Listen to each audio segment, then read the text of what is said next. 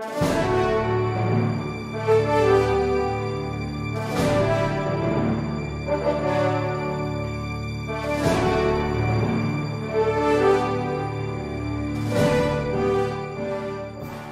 legal issues. And to help in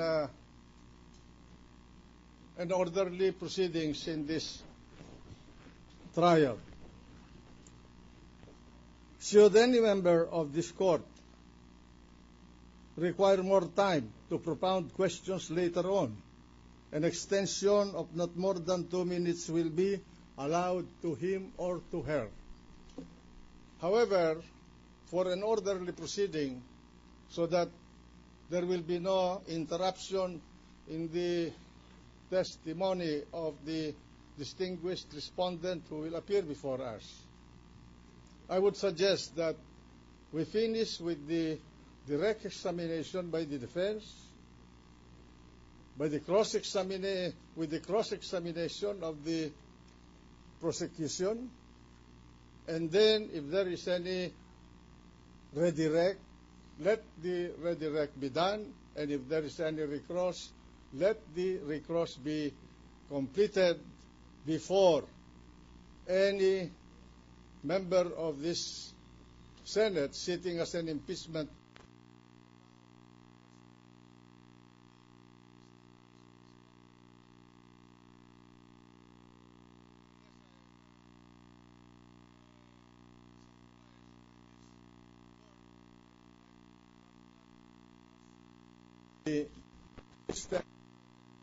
proceeding in this trial today and thereafter. So ordered. Now, is the respondent ready? We send somebody, Your Honor, to have him fetched. Okay. We suspend the session for a few moments to wait for him.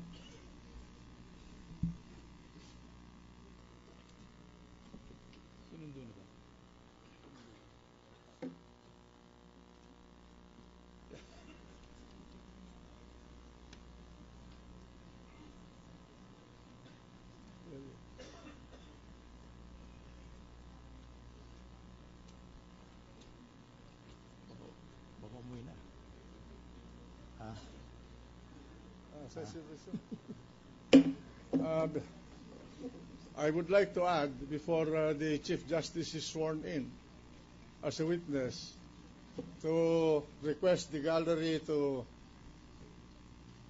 observe strict decorum in this trial. Avoid any expression of your approval or disapproval about anything that's happening in this court. No clapping, no shouting, no unnecessary commotions. Otherwise, this court, and I must be frank with you, will exercise its powers to maintain order in this trial. This is a trial authorized by the Constitution, authorized by the Filipino people. You authorized this trial, and it must be conducted in an orderly manner, without any disruption, befitting the nature of this case and the person involved in these proceedings. So ordered. Is the defense ready? He's coming, Your Honor. He's around ready.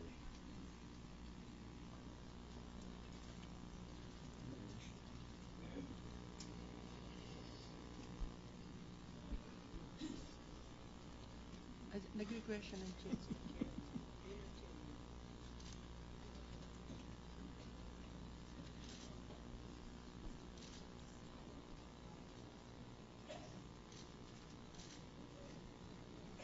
Mr. Chief Justice,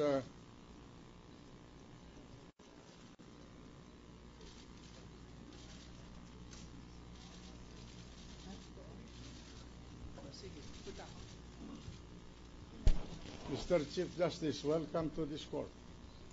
And Good afternoon po. may I request you to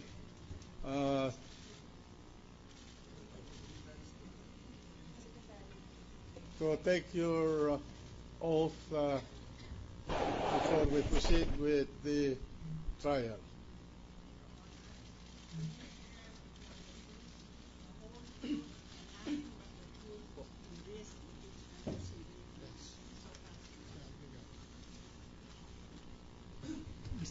Mr. President. Majority Floor Leader. Yes? Mr. President, the prosecution. The gentleman from the prosecution. The prosecution would like to ask permission from this honorable court to allow one of our private lawyers, Attorney Mario Bautista, to receive the testimony of the Chief Justice and to conduct cross-examination. Granted. Thank you. Thank you, Your Honor. Your Honor, please, before we proceed with the taking of the testimony of the Honorable Chief Justice, Your Honor, may I be permitted to place on record some pertinent matters in connection with his previous actuation in connection with his appearance before this court, Your Honor. Now, proceed. There never was a time when it was the intention of the Chief Justice not to appear before this court, Your Honor. But an examination of the constitutional provision on the matter, together with the rules of evidence, Your Honor, had in one way or another strengthened his resolve in the first place not to appear before this court, Your Honor, not in order to defy the majesty and the authority of this court, Your Honor, but rather to enable him to exercise his right as a citizen of the Republic of the Philippines pursuant to Article 3, Section 17, Your Honor, which provides no person may be compelled to testify against himself. It is his humble opinion during our discussion that this provision applies to all kinds of proceedings, whether criminal, civil, quasi-judicial, or administrative, Your Honor. And that is governed by the various jurisprudence on the point. Secondly, it is his contention, it is his belief that insofar as his cross-examination is concerned, Your Honor, the rules of evidence say, being likened to that of an accused, he may only be cross-examined on any matter taken up on the direct. Thirdly, Your Honor, he had monitored all the proceedings day by day before this court, Your Honor, and he was a little bit frightened, or shall we say, confused, Your Honor, because there were several occasions that there were statements to the effect that these proceedings will be judged not only by this impeachment court, but likewise by the people in general. I have told him that there were many instances, Your Honor, where the Supreme Court, where this impeachment court, Your Honor, through the Honorable Presiding Judge or Senator, has stated that the decision in this case shall be based on the evidence on record, and there is no power nor any person can dictate upon this court in order to render an impartial and correct decision. Now, that was too encouraging in his favor, and I told him that even the rules of the impeachment court appear to warrant this impartiality. For instance, under Rule 3, Paragraph 3, it says, Senators shall observe political neutrality during the course of the impeachment trial. Political neutrality shall be defined as exercise of public official duty without unfair discrimination and regardless of party affiliation or preference. This is rather assuring, Your Honor, and consoling to the Chief Justice, because he believes that with the observance of this rule, there will certainly be an impartial decision that will come up after the trial in this case.